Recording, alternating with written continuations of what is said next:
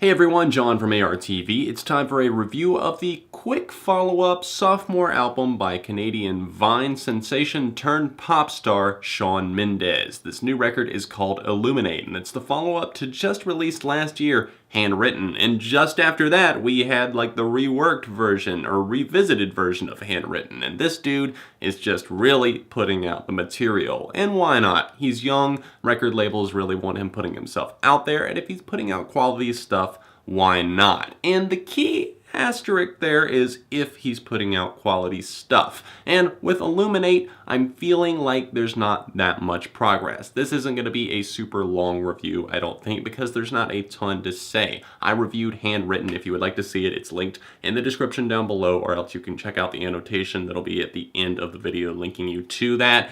That was a record that I just felt like was kind of hit and miss. And it had some songs that showed off his strengths, like obviously Mendes has a great voice. He showcased that on Vine. I remember seeing people like showing me like, oh, this kid can really sing, and he's like 15, 16 at the time. And now Shawn Mendes is 18 years old, and he is really getting his John Mayer on. In fact, that's really what this album makes me want to do. It makes me want to go listen to something else. And if that's the case, then that's not saying good things about your own album. All throughout this record, Mendes is painted as the hero, the guy who's coming in, just sweeping these girls off their feet, or else he's playing the one that's just fighting for them, or else he's the one that's going to come in and tell them that they deserve better. And we see that right off the bat. The opening track, Ruin, is all about that. He's like, I'm not trying to ruin this for you, but just kidding, I actually am. Dude, your girl, she's mine now. I don't want to say he comes off douchey on this record, but the way he interjects himself into these situations sometimes, it's just like, you're saying this girl is happy, you're saying that she's in this relationship, but you know she's not actually happy. Behind that smile, there's something going on. And I do like the music video that went along with the lead single, Treat You Better, talking about an abusive relationship. That's definitely something that's very, very scary, and I love that he shed light on that, because I don't think that there's a ton of pop songs that are really highlighting domestic abuse. Kudos to him there, but it doesn't really change the fact that Treat You Better is pretty hard for me to listen to. That's just one of those songs that gets grating the more and more I hear it, and I'll hear it like maybe like walking in the mall, or else I accidentally turn on the radio one day and boom, there it is right in my face. And Mendes has kind of been hard to escape the past couple of years. I mean, Stitches was all over the radio, and I just really grew to hate that song, I Know What You Did Last Summer, off of the revisited version. And now obviously he's got a couple of singles that are on the radio, like Treat You Better, really making their circulations online. And I look at it and I'm just thinking, this is not special. There's nothing really here. It's just a bunch of like muted guitar chords and simple plucking and just white guy with acoustic guitar syndrome. And like I've said before, it's not always just white guy with acoustic guitar. That can apply to so many different things. And here it actually is applying to a white guy with an acoustic guitar. It's just saying it's a little bit basic. And it doesn't make it awful or bad by any means.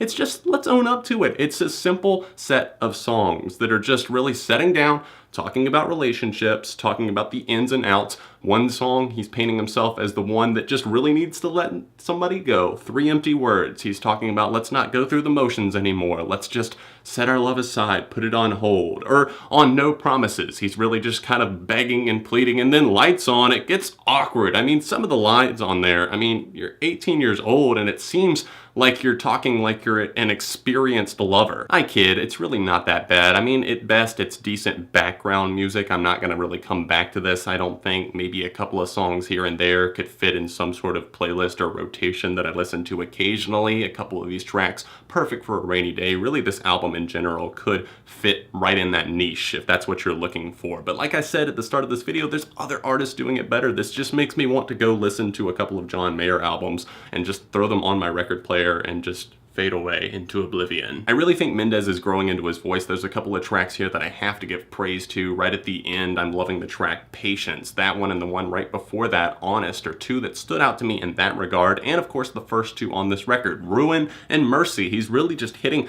some of these falsetto notes, and at times it does get grating because he goes into that range on several songs in the middle of the track listing here. And I'm just like, dude, I understand you're trying to woo the ladies, but can we just tone it down a bit? But then he kind of gets back down to earth and I'm okay with it all again. But like I said, he did open this record up pretty strong. I'm liking the track Ruin, even if it is a bit douchey, like I said. And Mercy, that's another one where he's just basically saying, like, this is so overwhelming, I can't take this. I was secretly hoping it was a cover of the Kanye West song, but I suppose I'll have to rest my case there and wait for maybe the next record or some deluxe edition bonus tracks from overseas to surface. Mendes rides the line between childhood and adulthood. Growing up is something that he tackles in extreme detail on the closing track here, which all I can do, especially at the outro, my eyes are just rolled straight back, and I feel like I've been doing a lot of eye rolling lately. The final track on the standard edition of this record is called Understand, and he gives like a 2-minute motivational speech. And I'm like, why does everybody think that they're motivational speakers these days? I mean, FouseyTube, Shawn Mendes, who's next? Take it for what it is, and you'll probably at least be mildly entertained, or maybe you'll like it. And take it for anything more than that, you're probably going to be disappointed. Overall, I don't enjoy this record that much. I don't think I'm going to be coming back to it that much, but I think it's okay. I just don't think it's that bad, and I'm going to do the same thing I did for Handwritten. I'm going with a 3 out of 5. Thanks for watching my review of the new Shawn Mendes album. Let me know your thoughts on it in the comments section down below, and if you have not heard it yet, there's a link to check it out on Spotify in the description. You can also find my Twitter, Instagram, Facebook, everything down there. Follow me, stay up to date on all things ARTV. We've got a very big week ahead of us, so don't forget to subscribe, because friends don't let friends go unsubscribed. Other than that, you can check out recent videos that I did, or my last Shawn Mendes review by clicking those little annotations, and I will see you very soon right here on ARTV.